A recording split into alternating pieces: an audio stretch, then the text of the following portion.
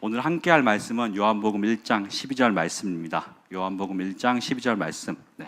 제가 가진 성경으로 141페이지 정도 있습니다. 다 찾으신 줄 믿고 한 구절이기에 함께 합독하겠습니다. 시작. 영접하는 자 곧 그 이름을 믿는 자들에게는 하나님의 자녀가 되는 권세를 주셨으니 아멘. 저는 오늘 이 말씀을 통해 하나님의 자녀, 권세 있는 삶에 대해 은혜를 함께 나누고자 합니다.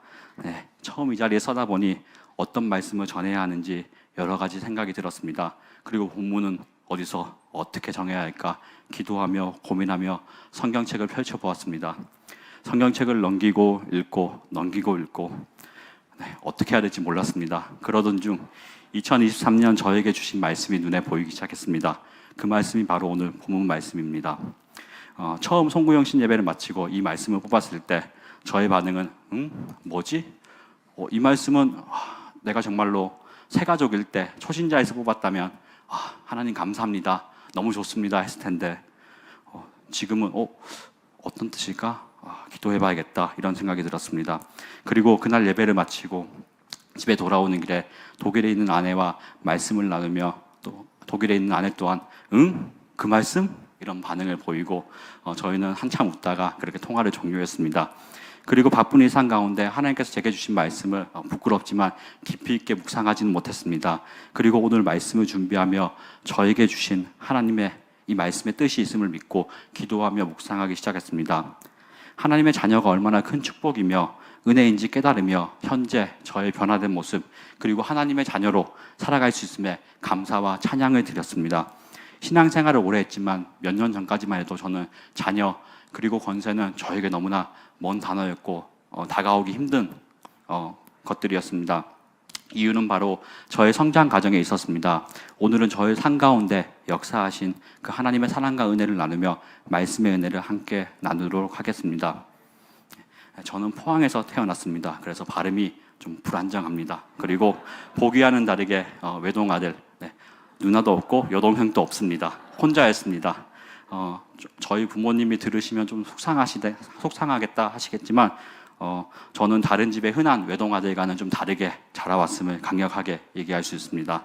좋게 얘기하면 부모님이 저를 너무 믿으셨고 다르게 얘기하면 저는 방목되었습니다. 제가 초등학교, 중학교, 고등학교 때 지켜야 했던 시간은 식사 시간과 그리고 언제 나가고 언제 들어오는 시간이었습니다. 식사 시간을 놓치면 혼이 났습니다. 하지만 그때뿐이었습니다. 저를 위해 새로운 밥상이 차려지는 일은 없었습니다. 기억이 나지 않습니다. 식사 시간에 돌아갈 수 없다면 저는 밖에서 끼니를 때우거나 친구 집에 가서 먹어야 했습니다. 그리고 집에 나설 때는 언제까지 돌아오겠습니다. 초등학생이지만 간이 크게 11시에 들어오겠습니다 하면 부모님께서는 알았어 하고 11시까지 저를 기다려 주셨습니다. 그때까지만 들어오면 저는 자유롭게 모든 것을 할 수 있었습니다. 그리고 고3이 되면 조금 달라질 줄 알았습니다.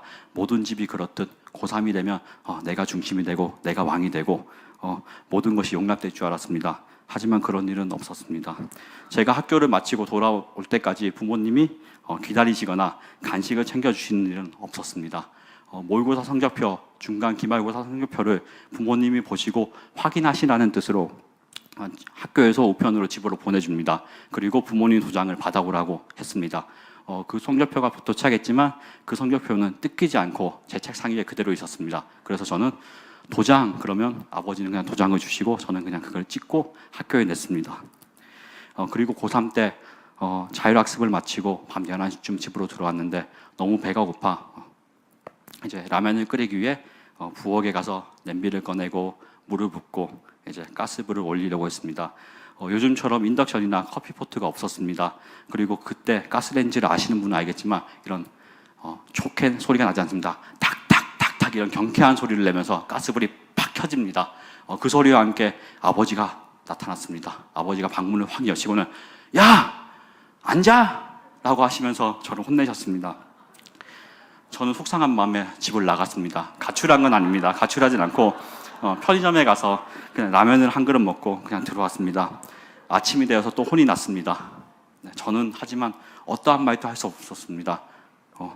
이야기해봤자 아무런 소용이 없기 때문입니다. 그런 환경에서 자라왔기에 저는 아들로서 뭔가를 누린다거나 또 누릴 것이 있어도 주위의 눈치를 보며 적당한 선에서 타협을 해야 했습니다. 또 집은 이상하게 가난했습니다. 초등학교 시절 저는 늘 준비물을 준비하지 못했기 때문에 매번 혼이 났습니다. 간혹 준비물을 살 돈이 생기면 저는 그것을 바로 준비물을 사지 않았습니다. 문방구에 있는 가위가위보 게임기 앞에 저는 앉았습니다. 한 판 혹은 두 판에 저의 모든 것을 걸었습니다. 그것이 저의 초등학교 시절 유일한 소망이고 희망이었습니다. 대박이 나면 일주일 동안 준비물 걱정 없이 혼나지 않고 또 군것질 할 수 있는 그런 기회가 생기고 그냥 잃으면 또 혼나면 됩니다. 별로 걱정이 없었습니다. 네. 이렇게 늘 겉도는 제가 걱정이 되었는지 고모는 사촌형과 함께 1+1 사은품처럼 저를 한문학원에 보내기 시작했습니다. 그 어렵고 지루한 한문학원이었지만 저는 너무 재밌었습니다. 왜냐하면 처음 가보는 학원이었기 때문이었습니다.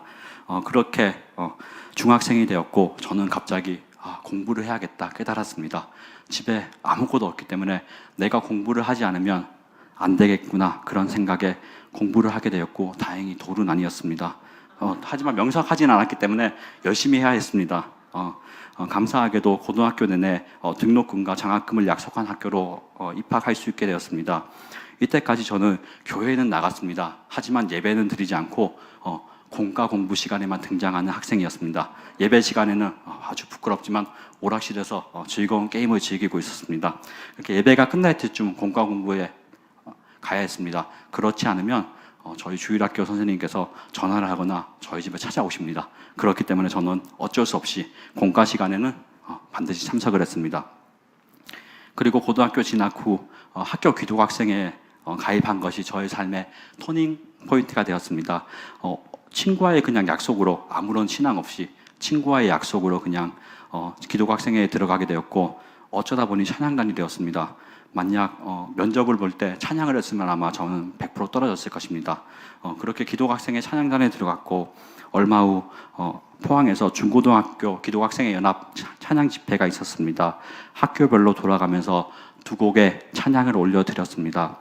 처음 곡은 바로 말씀 전에 고백한 주님 사랑합니다 곡이었습니다. 그리고 그 다음 곡은 어려워서 기억이 나지 않습니다. 네. 찬양 예배를 준비하면서 처음 시간 두 곡을 불러보았습니다. 불러보고 기도를 했습니다. 그리고 그 다음 시간이 되었습니다. 선배들이 기도회를 인도했습니다. 또 그 다음 시간이 되었습니다. 선배들이 기도회를 인도하는 것이었습니다. 저는 너무 당황스러웠습니다. 하지만 눈치가 보였지만 용기가 없었습니다. 그래서 그냥 질문하지 못하고 시간이 지났습니다. 더 이상한 것은 찬양단에 들어있지만 저는 예배에 가지 않았습니다. 아직까지. 그래서 기도할 것이 없었습니다. 뭘 기도해야 되는지 모르고 눈을 떴다가 선배와 눈이 마주칠 것 같으면 눈을 감고 떴다 감았다 이렇게 했습니다. 그런데 제 친구들과 선배들은 정말 열심히 기도하는 것이었습니다. 방언도 들어봤습니다. 처음에 저는 그것이 방언인지 알지 못했습니다. 정말 신기하게 기도하는구나. 어떻게 저렇게 기도할까 구경하고 있었습니다. 어떻게 보면 그 자리를 떠났어야 됐는데 그 자리에 매일 가서 점심 저녁 1시간씩 앉아 있었습니다. 어떻게 보면 지금 돌아봐서는 하나님의 은혜가 아닐까 생각이 들었습니다. 그리고 찬양 예배 당일이 되었습니다. 저는 아무리 생각해봐도 두 번째 곡은 모르겠다. 그래서 회장형을 찾아가서 정말 수줍게 얘기했습니다. 회장님, 저 두 번째 곡 모르겠습니다. 그러더니 구라가 제 손을 잡으시고는 기도하지 하시는 겁니다. 저는 정말 여기가 어디일까 그런 생각을 했습니다. 그렇게 기도를 해주시고 이제 고3 선배들이 또 응원차 함께 예배를 드리기 위해 찾아왔습니다. 친했던 3학년 선배가 있어서 다시 찾아갔습니다. 선배, 저 두 번째 곡 모르겠어요 라고 하자 이번에는 더 이상한 일이 발생합니다. 목캔디를 하나 주시고 괜찮아 기도하고 오면 돼 그 얘기를 하시는 겁니다. 순간 집에 가야 하나 그런 생각이 들었습니다. 하지만 또 선배가 무서워 집에 갈 수는 없었습니다. 그렇게 저희 학교 차례가 다가왔습니다. 그렇게 차례가 오고 주님 사랑합니다 이 곡을 찬양하였습니다. 곡이 시작되고 사랑한다 아들아 이 부분부터 갑자기 눈물이 그냥 터져 나오기 시작했습니다. 나 같은 죄인을 사랑하신다는 그 음성이 내면에서부터 들려 올라오기 시작하는 것입니다. 누구에게도 들어보지 못한 그 사랑한다는 말이 나를 감싸 안고 안으시는 그 따스함, 그리고 나를 아신다는 그 주님의 음성에 저는 눈물과 콧물을 흘리며 주님, 저 같은 죄인을 사랑해 주셔서 너무 감사합니다 기도를 했습니다. 두 번째 곡에 저는 아무것도 몰랐기 때문에 그냥 눈물, 콧물을 흘리며 그 감동대로 기도를 하고 내려왔습니다. 정말 선배들의 이야기처럼 기도만 하고 내려오게 되었습니다. 그리고 그 다음날 주일이 되었습니다. 마음 가운데 갑자기 예배를 드려야겠다는 생각이 밀려 들어왔습니다. 누구도 가르쳐 주지 않았습니다. 그 마음을 가지고 고등부 예배를 마치고 예배를 드렸습니다. 어른 예배를 계속 드렸습니다. 그렇게 하루가 지나갔습니다. 저는 주일에도 자율학습을 하는 이상한 학교에 다니고 있었습니다. 말만 자율이었습니다. 교회 가는 친구들은 오전이든 오후든 한 타임은 출석을 해야 됩니다. 이날 저는 예배를 드리는 학교를 가지 않았기 때문에 월요일날 혼이 났습니다. 매를 맞고 토요일날 미용실에 가게 되었습니다. 억울하고 분한 마음에 머리를 삭발하게 되었습니다. 삭발을 하고 이제 주일을 보내고 월요일날 학교를 갔습니다. 선생님이 보시더니 저를 아주 신나게 저를 후드려 패셨습니다. 정말 비 오는 날 먼지 나듯이 맞아봤습니다. 그렇게 저는 1년 동안 매일 월요일 날이면 매를 맞아야 했습니다. 그리고 그 1년이 지나고 2학년이 되었습니다. 2학년 때는 매로 안 되니 선생님께서는 너는 이제 1년간 주번이다. 대신 주일에 학교를 나오면 내가 너를 주번에서 빼주겠다 하셨습니다. 주번 아주 귀찮은 것입니다. 남들 잘 때 우유통 날라야 되고 남들 잘 때 그 칠판을 지우고 분필 털고 그렇게 해야 되는 아주 귀찮고 수고스러운 것이었습니다. 하지만 나 같은 죄인을 살리신 하나님께 예배드리는 것이 너무나 기쁘고 즐겁고 감사했기에 저는 계속 주일 예배를 드렸습니다. 이렇게 저의 신앙생활은 시작이 된 것이었습니다. 하나님의 자녀로서의 삶이 시작된 것입니다. 신앙의 여정 가운데 굴곡이 있었습니다. 그리고 부끄럽지만 방학이란 기간도 있었습니다. 또 앞서 말씀드린 그 가정 환경 가운데서 하나님의 자녀, 이 권세를 누리는 것은 너무나 어렵고 힘든 영역이었습니다. 하지만 하나님께서는 그런 나를 끊임없이 사랑해 주셨고 은혜와 변함없이 성실하게 저를 이끌어 주셨습니다. 그 은혜로 저는 지금 이 자리에 서 있음을 고백할 수 있습니다. 말씀으로 돌아와서 하나님의 자녀, 권세 있는 삶에 대해 은혜를 나누겠습니다. 첫째로 그 삶의 시작은 바로 하나님의 부르심과 나의 응답이 있어야 합니다. 우리는 전적으로 타락했기에 하나님 앞에 먼저 나아갈 수 없습니다. 하나님께서 우리를 부르실 때 비로소 우리는 나아갈 수 있습니다. 창세기 3장 8절에서 10절 말씀을 함께 읽어보겠습니다. 시작. 그들이 그날 바람이 불 때 동산에 거니시는 여호와 하나님의 소리를 듣고 아담과 그의 아내가 여호와 하나님의 낯을 피하여 동산 나무 사이에 숨은지라 여호와 하나님이 아담을 부르시며 그에게 이르시되 내가 어디 있느냐 이르되 내가 동산에 하나님의 소리를 듣고 내가 벗었으므로 두려워하여 숨었나이다. 아멘. 네, 아담과 하와는 하나님의 말씀을 어기고 선악과를 먹은 후 눈이 밝아져 발가벗음을 깨닫고 하나님의 소리를 들었지만 예전처럼 하나님 앞에 나아갈 수 없었습니다. 그리고 두려워하며 동산 나무 뒤에 숨었습니다. 하나님의 부르심이 있을 때 비로소 대답하며 그 앞에 나아갈 수 있음을 우리는 성경을 통해 알 수 있습니다. 다음으로 요한복음 21장 7절 말씀을 함께 보겠습니다. 네, 시작. 예수께서 사랑하시는 그 제자가 베드로에게 이르시되 주님이시라 하니 시몬 베드로가 벗고 있다가 주님이라 하신 말을 듣고 겉옷을 두른 후에 바다로 뛰어내리더라. 아멘. 베드로 또한 예수님께서 먼저 찾아오신 것입니다. 여기서 베드로의 인생을 잠시 살펴보겠습니다. 요한복음 21장 앞부분에 소개되는 베드로는 어찌 보면 실패한 인생이었습니다. 세상적으로 보았을 때 3년이라는 시간을 허비했습니다. 갈릴리 호수에서 3년 동안 물고기를 잡았다면 내 가족을 풍성하게 먹일 수 있고 내 가족과 즐거운 시간을 보낼 수 있는 그런 시간이었지만 그런 어부에 그리고 또한 어부로서 3년이라는 그 시간을 획득할 수 있었습니다. 그러나 그는 3년 전 예수라는 인물을 만났습니다. 자신의 어부 인생에 정말 특별한 경험을 해준 인물이었습니다. 밤이 닿도록 고기를 잡았으나 허탕을 친 허무한 날이었습니다. 만약 이날 고기가 잡히지 않는 시기였다면 밤이 맞도록 수고할 필요도 없었습니다. 베드로와 그와 함께한 어부들, 제자들은 어부의 경험이 있기에 고기가 잡혀야 하는 때이기에 엄청난 수고를 하였을 것이라 저는 생각을 합니다. 그리고 생계를 책임져야 했던 가족이 있기에 빈손으로 돌아갈 수 없었습니다. 그러한 지식과 경험, 절박함, 책임감이 있었기에 그들은 그토록 수고하였습니다. 하지만 그 수고는 헛된 수고로 돌아왔습니다. 그리고 그들은 그 다음에 고기 잡으기 위해 그물을 정리하였습니다. 호숫가에 배 두 척이 있는 것을 보시니 어부들은 배에서 나와 그물을 씻는지라. 누가복음 5장 2절 말씀입니다. 즉 오늘의 고기잡이가 끝났다는 것입니다. 하지만 예수님은 그 수고함과 아픔에 대해 격려하시기보다는 시몬에게 더 깊은 곳으로 가서 그물을 던지라고 명령하셨습니다. 시몬 베드로는 힘들고 지쳤지만 그 말씀에 의지해 그 부르심에 응답하여 그물을 던졌고 그물이 찢어질 만큼 고기를 잡게 됩니다. 그리고 예수님의 부르심에 응답하여 어부의 삶을 내려두고 사람을 낚는 예수님의 제자가 되었습니다. 예수님의 제자가 된 베드로는 자신의 충성과 열정을 다해 예수님을 스승으로 모시고 쫓았습니다.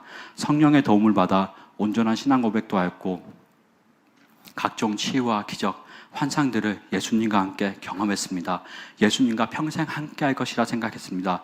그러던 중 예수님께서 자신이 죽을 것과 부활할 것을 선포했지만 믿을 수 없었습니다. 그런 일이 생기면 안 된다고 강력하게 이야기했습니다.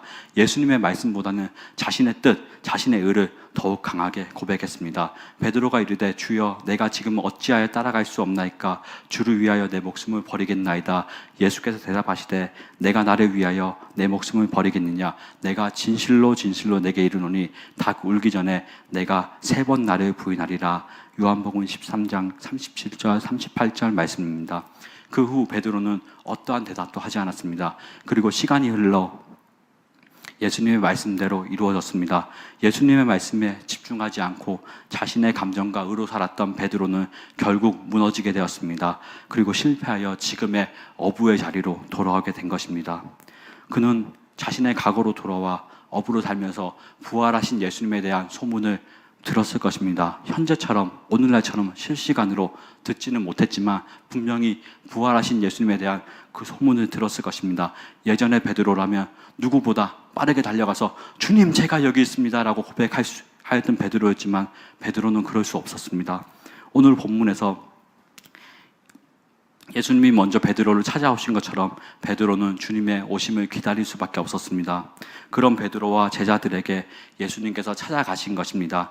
선악과를 먹은 아담과 하와를 부르신 것처럼 베드로에게도 동일하게 찾아가 그를 불러주셨습니다. 그때 베드로는 인간적인 염치와 마음, 그런 죄송한 마음들을 버리고 바로 바다로 뛰어들어가 예수님 앞으로 나아갔습니다. 인간적인 마음으로 봤을 때는 내가 예수님을 저주했고 3번이나 부인했는데 내가 어떻게 하나님을 다시 뵈? 라고 그런 마음들이 있었지만 베드로는 예수님의 그 찾아오심을 보고 예수님 앞으로 달려나갔습니다. 그리고 예수님은 베드로에게 3번 물으십니다. 시몬아 내가 너를 사랑하느냐? 베드로는 모두 주님을 사랑한다고 주님이 아신다고 고백을 합니다. 여기서 베드로는 주님이라 고백하며 자신을 부인하며 예수님 앞으로 나아갔습니다. 주님이란 대답을 통해 베드로가 현재 예수님을 대하는 마음과 태도를 우리는 발견할 수 있습니다. 예수님은 첫 질문부터 베드로에게 어렵고 곤란한 질문을 하였습니다. 요한복음 21장 15절 말씀입니다. 함께 읽어보겠습니다. 요한 아들 시몬아 내가 이 사람들보다 나를 더 사랑하느냐? 아멘. 이전에 베드로였다면 주님 제가 주님을 더욱 사랑합니다. 내가 주님을 사랑하는 주님을 아심지 않을까 이렇게 강력하게 대답할 수 있었지만 현재 베드로는 너무나 어려운 대답이었습니다. 어려운 질문이었습니다. 그 질문에 처음을 베드로는 자기 자신을 부인하고 시작하고 있습니다. 주님으로 고백하며 그 부르심에 응답하였습니다. 우리는 신앙생활에서 자신을 부인하고 부르심에 응답하는 것, 주님을 주인으로 고백하는 것에 큰 의미가 있음을 알 수 있습니다. 창세기 12장 1절 말씀을 함께 보겠습니다. 여호와께서 아브라함에게 이르시되 너는 너의 고향과 친척과 아버지의 집을 떠나 내가 내게 보여줄 땅으로 가라. 아멘. 아브라함 시대 족장의 문화였고 고향과 친척 아버지의 집은 아주 큰 의미가 있었습니다. 바로 그것은 경제, 생활 공동체였기 때문에 그것을 떠난다는 것은 자신의 지금까지의 모든 삶을 포기한다는 것이었습니다. 자신은 이제 죽어도 된다는 그런 의미일 수도 있습니다. 출애굽기 3장 5절의 말씀 함께 보겠습니다. 하나님이 이르시되 이리로 가까이 오지 말라. 내가 선 곳은 거룩한 땅이니 내 발에서 신을 벗으라. 아멘.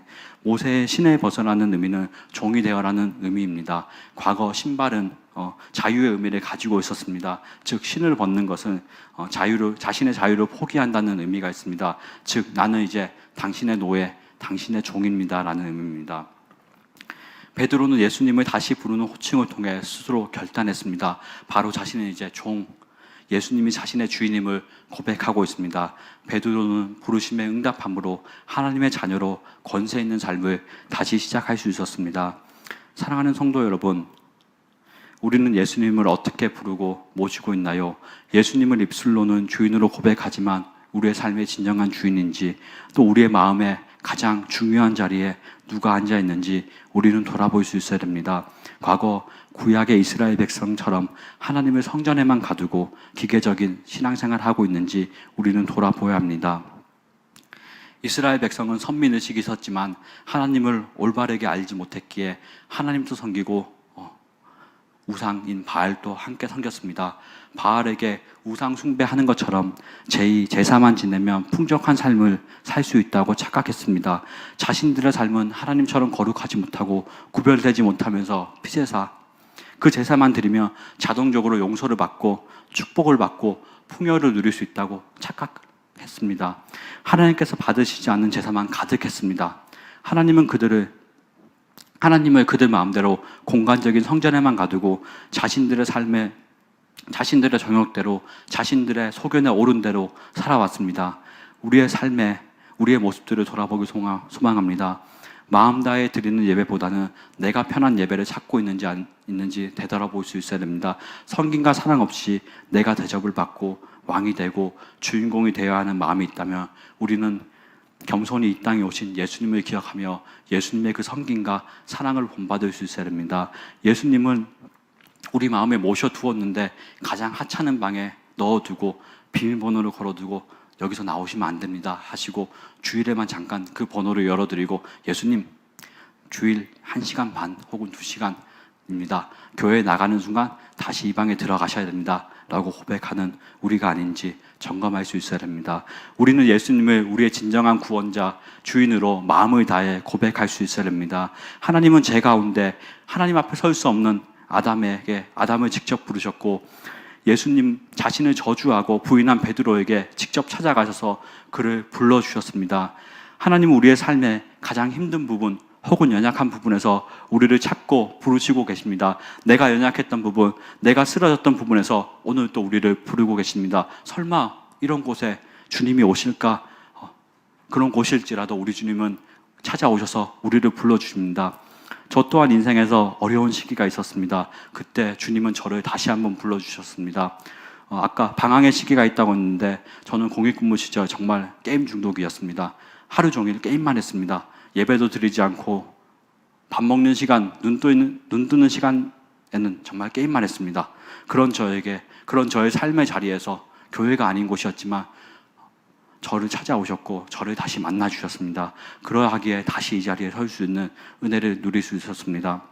하나님은 우리의 연약함을 누구보다 잘 알고 계십니다. 그리고 그 약한 가운데 우리를 다시 세우시고 우리를 살리시기 원하십니다. 어쩌면 우리의 삶 가운데 함께 하시기 원하셔서 지금 우리의 마음 가운데 우리의 마음의 문을 두드리고 계십니다. 그 부르신 가운데 예수님을 영접함으로 응답할 수 있어야 됩니다. 나를 부인할 수 있어야 합니다. 내가 가지고 누린 그 모든 것이 하나님의 은혜임을, 하나님의 것임을 고백할 수 있어야 합니다. 나를 창조하신 그 하나님께서 매일의 삶 가운데 나를 부르고 있음을 기억하며 응답함으로 하나님의 자녀로 권세 있는 삶을 시작하는 우리 모든 성도님들 되시기를 기도합니다. 둘째로 구원을 주시는 삶입니다. 우리가 부르심에 응답하여 하나님 앞에 나아갈 때 우리는 하나님의 자녀가 됩니다. 그 삶에 하나님은 구원을 주십니다. 구원은 우리의 어떠함 때문이 아니라 우리의 어떠함 때문에 받는 것이 아닌 전적인 하나님의 은혜입니다. 우리의 행함과 노력이 아닌 오직 하나님의 은혜로만 가능한 것입니다. 하나님께서 이스라엘을 어떻게 품으시고 사랑하셨는지 우리는 성경을 통해 알 수 있습니다. 이스라엘은 고통 가운데 하나님의 이름을 부르지 못하였고 그 고통을 참을 수 없어 신음하였고 하나님은 그 고통 가운데 응답하여 주셨습니다. 바로 출애굽 사건입니다. 애굽의 노예로 살아가면서 너무나 힘들어서 하나님을 찾을 힘도 없을 때 그 노역과 그 힘든 가운데 탄식하며 애통했습니다. 그 탄식 가운데 하나님은 아브라함과의 그 약속으로 그들을 다시 이끄시기로 계획하시고 모세를 세우시고 그들을 애굽에서 이끌어내시고 광야에서 하나님의 이스라엘 백성과 언약을 맺으셨습니다. 이스라엘 민족이 한 것은 하나도 없습니다. 하나님께서 이끄시고 언약을 맺으셨습니다. 언약을 통해 그들을 구원하시기 원하셨습니다. 그들에게 약속하신 젖과 꿀이 흐르는 땅을 주시고 하나님의 나라, 하나님의 백성으로 살기 원하셨습니다. 그리고 그 구원을 위해 하나님과 올바르게 관계하기 위해 제사, 절기를 주시고 율법을 허락해 주셨습니다. 하지만 이스라엘은 하나님의 그 은혜를 저버렸습니다. 가나안에 들어간 그들은 더 이상 하나님이 필요하지 않았습니다. 정착하였기에 비를 주는 신이 필요했습니다. 가나안에 비를 주는 바알 신, 우상, 이 우상이 너무나 매력적으로 다가왔습니다. 하나님께 드리는 제사처럼 힘들이지 않고 사랑과 정의와 공의의 삶이 흘러가지 않아도 됐습니다. 내 삶에 욕심을 부리고 내 것을 챙기고 그저 제사 때 가서 즐겁게 제사를 즐기고 오면 끝인 것입니다. 수고와 정성 없이 제사를 드릴 수 있고 자신의 육체를 만족시킬 수 있는 제사였습니다. 그 제사의 마음이 뺏겨 바알에게도 절을 하고 아이러니하게 또 하나님 앞에 나와 제사를 드렸습니다. 하나님은 그들의 제사를 기뻐하지 않고 가증히 여겼습니다. 이사야 1장 13절 말씀입니다. 함께 읽겠습니다. 헛된 재물을 다시 가져오지 말라. 분향은 내가 가증히 여기는 바여 월삭과 안식일과 대회로 모이는 것도 그러하니 성회와 아울러 악을 행하는 것을 내가 견디지 못하겠노라. 아멘. 그렇게 이스라엘 백성은 하나님의 마음을 모른 채 자신의 욕망대로 우상을 숭배하고 그 마음 그대로 하나님 앞에 나아갔습니다. 많은 선지자를 보내셨지만 소용없었습니다. 이스라엘은 그들의 죄로 말미암아 심판을 받았지만 말뿐인 회개였습니다. 마음은 돌이키지 못하였습니다. 결국 하나님은 구원을 위해 예수 그리스도를 이 땅에 보내어 주셨습니다. 예수님을 통해 그 구원의 뜻을 이루고자 하셨고 예수님을 통해 그 구원을 완성하셨습니다. 요한복음 14장 6절 말씀입니다. 예수께서 이르시되 내가 곧 길이요 진리요 생명이니 나로 말미암지 않고는 아버지께로 올 자가 없느니라. 아멘. 자신만이 아버지께로 갈 길이고 진리요 생명임을 선포하셨습니다. 이때 많은 자들이 예수님을 만나고 경험했습니다. 두 가지 부류가 있었습니다. 한 부류는 예수님을 믿고 나아간 자들은 삶의 은혜를 경험하고 영접함으로 하나님의 자녀가 되는 구원의 은혜를 누렸습니다. 하지만 예수님을 만났지만 그 능력을 의심하고 자신들의 신앙에 갇혀 살아간 바리새인과 제사장들은 끝까지 예수님을 영접하지 못하고 마귀의 도구로 사용되어집니다. 결국 예수님을 붙잡고 십자가에 달아버립니다. 그들에게도 동일한 구원의 은혜가 있었지만 그들은 그 은혜를 버려버렸습니다. 사랑하는 성도 여러분, 하나님께서 주신 그 구원의 은혜를 우리는 붙잡아야 합니다. 하나님의 말씀을 믿는 것, 이 땅에 우리를 위해 오신 예수님을 구주로 영접하는 것이 유일한 방법입니다. 다른 방법은 없습니다. 우리는 자꾸 우리의 방법대로 구원을 받으려 합니다. 우리의 공로를 내세우기를 원하고 우리의 의가 드러나기를 원하고 우리가 정해준 방법대로 은혜를 받고 구원을 받으려 합니다. 예전에 내가 은혜 받은 방법들을 기억하며 그 방법만으로 은혜를 받으려고 합니다. 하나님은 전능하신 분입니다. 하나님은 우리를 구원하시기 위해 날마다 성실하게 일하고 계시며 그 성실이 크기에 우리는 용서받을 수 있고 예수님이 있기에 다시 하나님 앞에 나아갈 수 있는 은혜가 있는 것입니다. 우리의 인간적인 방법, 염치, 그런 마음들을 버려야 합니다. 구원을 주시는 그 하나님의 은혜로 예수님의 사랑을 힘입어 나아갈 수 있어야 됩니다. 마음 다해 예배드림으로 예수님을 영접하여 하나님 앞에 나아갈 때 주시는 그 구원의 삶을 사모하는 모든 성도님들이 되시기를 간절히 소망합니다. 마지막으로 그 삶은 능력의 삶입니다. 하나님께서 말씀으로 자녀된 권세를 약속하여 주셨습니다. 예수님은 이 땅에 오셔서 인간으로 사셨습니다. 예수님은 그 삶 가운데 능력을 보여주셨습니다. 그 능력은 바로 기도에서 시작되었습니다. 우리는 새벽 부흥회 그리고 주일 설교를 통해 아버지의 뜻을 알고 하나님의 나라를 구하는 것이 먼저임을 배웠습니다. 또 하나님은 우리의 아버지시기에 우리의 필요를 아시기에 우리의 필요를 하나님 앞에 구하는 것이 필요함을 배웠습니다. 저 또한 정말 순수하게 욕심 없이 저의 필요를 구했을 때 채워주신 그 하나님의 은혜를 경험했습니다. 앞서 말씀드린 것처럼 저는 가난하게 자랐기 때문에 돈에 대한 욕심이 있었고 계산이 빨랐습니다. 그리고 처음 직장에 들어가게 되었고 첫 월급을 받았습니다. 여러 가지 생각이 들었습니다. 이것으로 무엇을 해야 되나 많은 생각이 들었습니다. 하지만 말씀에 순종하여 첫 열매를 하나님 앞에 올려드렸습니다. 그리고 며칠 후 직장으로 가는 버스를 내릴 때 잔액이 없음을 깨달았습니다. 그때 직장은 안양이었고 저는 성남에 살고 있었습니다. 아직 사회 초년생이라 신용카드는 없었고 신용카드가 쉽게 만들어지는 줄을 몰랐습니다. 그렇게 직장에 출근했었고 기도실로 갔습니다. 다행히 기독교 병원이기 때문에 기도실 예배실이 있었습니다. 그래서 저는 기도를 하고 하루 일과를 시작했습니다. 기도가 끝날 때쯤 저는 하나님 앞에 기도했습니다. 주님, 딱 20만 원만 있으면 좋겠습니다. 그러면 주정원금, 성교원금, 그리고 왔다 갔다 차비 하고 밥은 그냥 병원에서 아침, 점심, 저녁 먹겠습니다. 밥은 따로 제가 안 먹어도 되니까 병원에서 그냥 먹으면 되니까 그냥 딱 20만 원만 있으면 좋겠습니다. 그렇게 기도를 마치고 하루를 시작했습니다. 그날 오전 대학교 교수님께서 응원차 방문하여 주셨습니다. 그리고 봉투를 하나 건네주셨습니다. 그 봉투에는 정말 신기하게 20만 원이 담겨 있었던 것입니다. 분명 하나님 앞에 순종하였기에 갈등이 있었지만 그 순종하였기에 첫 열매를 드릴 수 있었고 그 안에 저의 필요를 채우시고 저의 필요를 아시고 채우시는 그 하나님의 능력과 하나님의 채우심을 경험할 수 있었습니다. 하나님은 우리의 아버지이시며 우리는 그분의 자녀입니다. 예수 그리스도를 영접하지 않고 말씀에 순종하지 않고 기도하지 않는다면 하나님의 능력, 하나님의 채우심을 경험할 수 없습니다. 하지만 예수님을 영접하고 그 부르심에 응답하며 구원을 누리며 아버지의 뜻대로 구할 때 하나님의 그 능력, 채우심을 경험할 수 있습니다. 나아가 하나님의 능력은 하나님의 사역 가운데 드러납니다. 제가 필리핀 선교 때 경험한 일입니다. 필리핀 선교 때 코리아 워십 페스티벌을 통해 경배와 찬양 그리고 말씀, 특별 어식과 드라마 등으로 필리핀에 있는 그들에게 복음을 증거합니다. 그때 저는 메인 엔지니어로 한번 섬길 수 있는 기회가 있었습니다. 솔직히 저는 능력이 되지 않습니다. 찬양을 잘하는 것도 아니고 음악을 좋아하는 것도 아니고 악기를 하나 다룰 수 있는 거 한 개도 없습니다. 정말 불가능한 일이었습니다. 제가 메인 엔지니어로 예배의 모든 음량을 컨트롤한다는 것은 지금 생각해도 어떻게 했을까 그런 생각이 듭니다. 저는 그때 전심으로 기도했고 저희 아내도 새벽 예배 때 나가서 열심히 기도했습니다. 저는 단지 예배에 온 자들이 하나님을 만나게 해달라고 저를 사용해달라고 전심으로 기도하였을 뿐인데 그때 놀라운 일이 일어났습니다. 갑자기 악기의 소리가 하나하나 따로 들리기 시작한 것이었습니다. 그리고 저는 그것을 컨트롤할 수 있는 능력이 생긴 것이었습니다.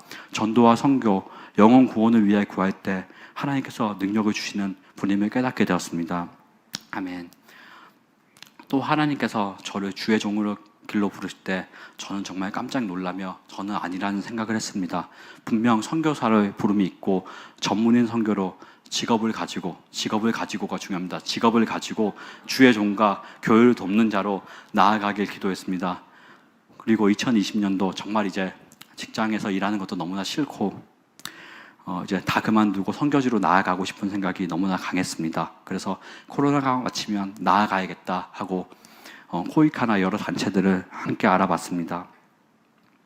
그리고 기도하고 있었습니다. 그때 목사님께서 예배 중에 콜링을 받으시는 이야기를 나누어 주실 때 저의 학생 때 그 경험이 그 시절이 스쳐 지나갔습니다. 저 또한 분명히 인간적으로 계획해본 길이었습니다. 그래서 고3 때 수능을 망치고 이제 신학교나 가볼까 그런 생각이 들었습니다. 그리고 신학교에 다니는 선배가 왔습니다. 저는 그 선배에게 물어봤습니다. 선배 신학교 어때요? 거기 가면 뭐예요? 라고 물어보면서 선배가 물었습니다. 너 신학교 왜 오려고? 그냥 수능 망하고 해서 그냥 한번 가보려고요. 네, 교회 문 앞에서 1시간 동안 혼났습니다. 그러면서 저는 나는 정말로 여기 오면 안 되겠구나. 나는 자격이 없다라는 것을 뼈저리게 느꼈습니다. 그리고 그때부터 쭉 생각하지 않았습니다. 그러던 중 대학교 4학년 때가 되었습니다. 신학교에 간 친구들이 저에게 연락을 해서 너 왜 신학교 안 와? 라고 얘기를 하는 겁니다. 그래서 왜? 라고 하면서 그런가? 하고 또 기도를 해보았습니다. 하지만 너무 잠잠하셨습니다. 내심 기뻐했습니다. 하나님, 이제 저는 세상의 직업을 가지고 돈도 벌고 그렇게 살겠습니다. 신나게 같습니다. 더 그 다음에 부르시면 반칙입니다. 라고 이렇게 어처구니 없는 기도를 하며 달려나갔습니다. 그런데 2020년 가을은 달랐습니다. 철야 예배 기도 중 갑자기 선교지에서 말씀을 가지고 너를 세우겠다고 말씀으로 그들을 먹이리라는 감동이 강하게 들어왔습니다. 주님 아닙니다. 저 2번이나 기도했는데 그때 안 부르셨잖아요. 지금 부르시면 반칙입니다. 아닙니다. 그렇게 얘기를 했습니다. 그리고 공부하기 너무 싫습니다. 또 공부 어떻게 합니까? 그리고 저는 사람들 앞에 나서서 뭔가 하는 게 너무 싫습니다. 말을 많이 하는 것도 너무 스트레스고, 그리고 제가 어릴 때 집에서 들은 얘기는 먹자, 자자, 일어나. 이 세 마디였습니다. 다른 얘기는 들어보지 못했습니다. 그런 저였기 때문에 말을 뭔가 많이 한다는 것은 정말 저에게 스트레스고, 또 보셨다시피 말을 조리 있게 하는 스타일은 아닙니다. 생각나는 대로 이야기하는 스타일입니다. 그리고 더 중요한 게 있습니다. 저는 작은 어금니 4개가 없습니다. 그래서 이 치아 사이에 간격이 있어서 지금도 발음이 많이 새고 있습니다.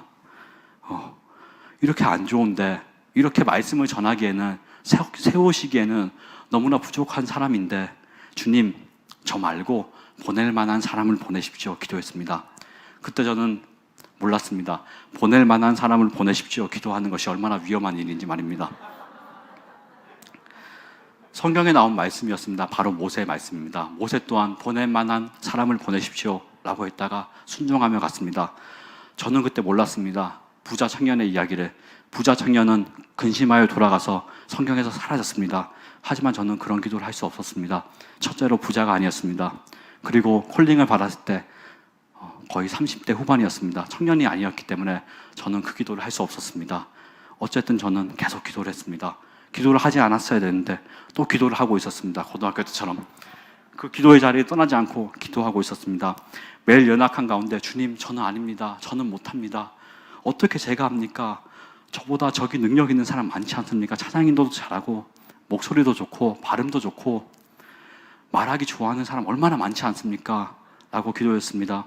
하지만 하나님의 응답은 딱 하나였습니다. 하나님께서 하시겠다는 응답이었습니다. 저는 그 음성 앞에 무엇라 더 이상 할 얘기가 없었습니다. 또 인간적으로는 너무나 야속했습니다. 이제 겨우 자리를 잡고 직장에서 좀 잘 나갔습니다. 그럴 때였는데 이제 남부럽지 않게 살 수 있겠다고 생각했고, 내가 원하는 것 생각 없이 살 수 있는, 그렇다고 뭐 고가의 그런 걸 산 건 아니고 그냥 소소하게 저의 만족을 줄 수 있는 것들, 아무 생각 없이 살 수 있는 그런 삶이 되었다고 생각했는데, 이제 그런 삶을 정리해야겠다는 생각에 첫 번째는 마음이 아팠습니다. 어린 시절 알코올 중독 아버지 밑에서 어려운 형편에서 자랐기 때문에 저는 끝까지 돈을 벌어서 가정을 지켜야겠다는 그런 자존심이 있었습니다. 그런 자존심과의 싸움을 하였습니다. 결국 저는 하나님의 뜻에 순종하기로 마음먹고, 하나님 하나만 더 구하겠습니다 라고 기도했습니다. 주님, 내게 말씀을 달라고. 흔들리는 내 감정이 아니라 하나님의 그 말씀, 내가 정말로 주의 종으로 선교사로 붙잡고 나아갈 그 한 말씀을 달라고 주님 앞에 기도했습니다. 열심히 기도하고 또 기도했습니다. 그러던 중 2020년 저에게 주신 말씀이 또 눈에 들어왔습니다. 그 말씀이 바로 이사야 6장 8절 말씀이었습니다. 함께 읽어보겠습니다.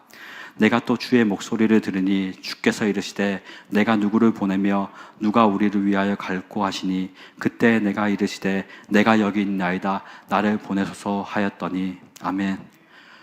저는 이 말씀을 보고 또 주님, 언제 이런 말씀을 주셨습니까? 고백했습니다. 그리고 정말 씨름하며 주님 나를 보내소서, 주님 내가 여기 있나이다 찬양하며 신학교에 원서를 내고 지금 이 자리에 설 수 있게 되었습니다. 돌이켜보면 모든 것이 하나님의 은혜임을, 그리고 능력임이 느껴집니다. 아무리 생각해봐도 저는 여기서 할 자격이 없습니다.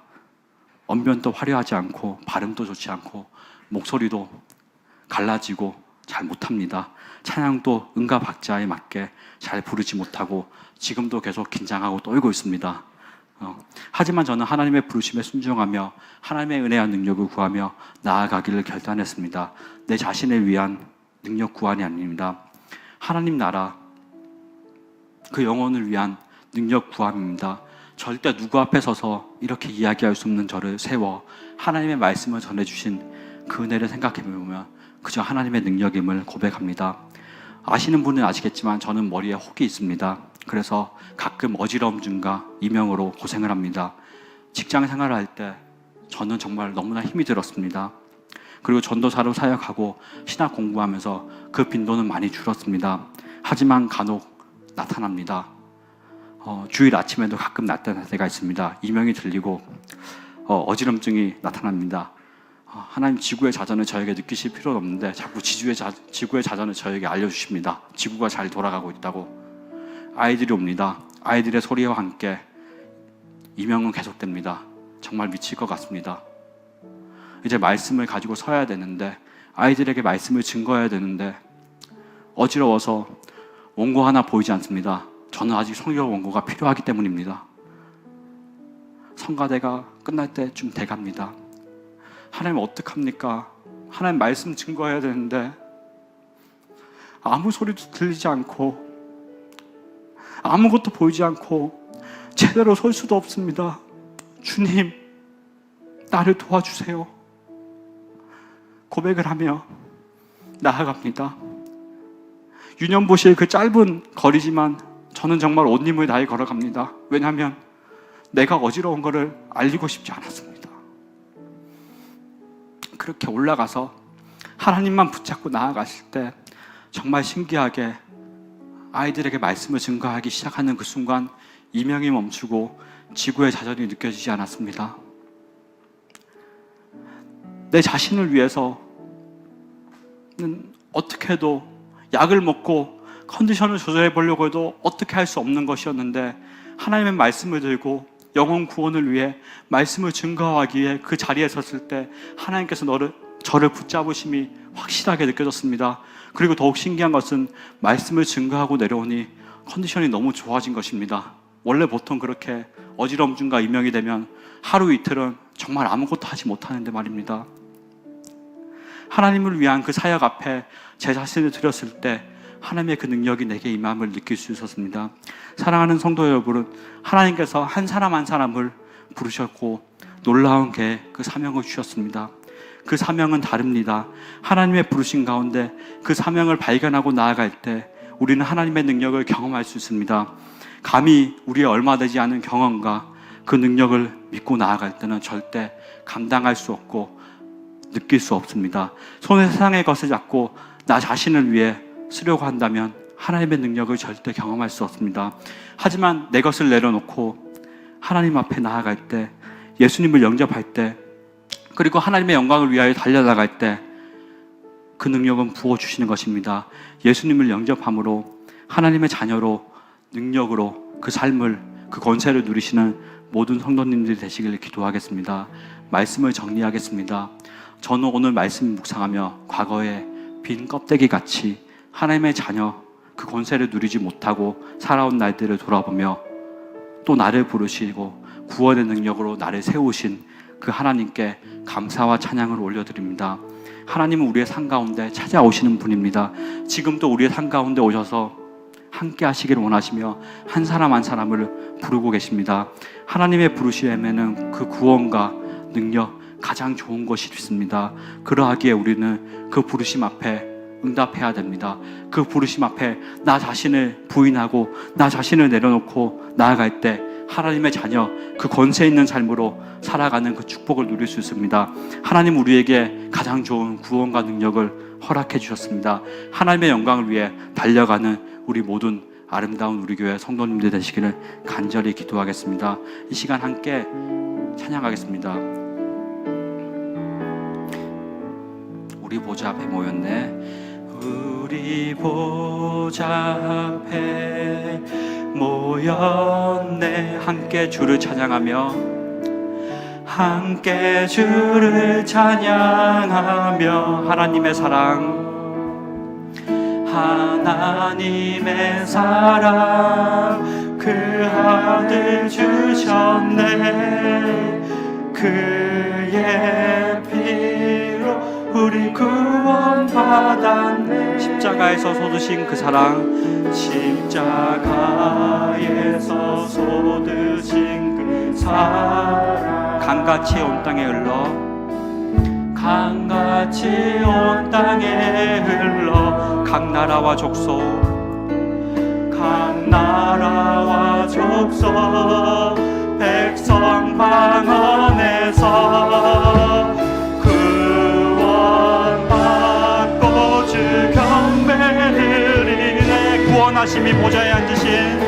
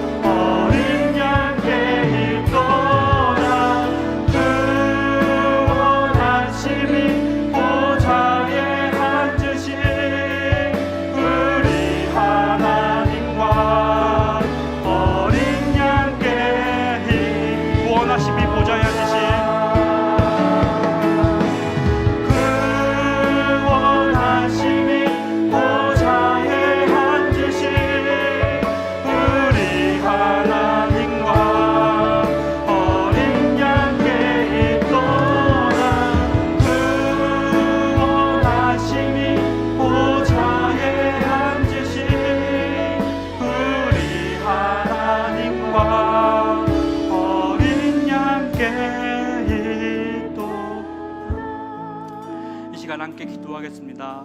말씀 가운데 주신 감동에 내가 순종하겠습니다. 하나님의 자녀된 그 권세를 누리며 살 수 있는 내가 되기를, 하나님의 그 구원의 축복 그리고 그 하나님의 능력을 경험하며 살아가는 내가 될 수 있도록, 하나님의 그 영광을 위해서 살아갈 수 있는 내가 될 수 있도록 기도합시다. 그리고 필리핀 선교 일정 가운데 계시는 사랑하는 담임 목사님의 그 사역 가운데 함께 해달라고, 모든 일정 가운데 하나님 함께 해주시고 강건함을 허락해달라고 이 시간 주님의 이름 세 번 부르고 함께 기도하겠습니다. 주여 주여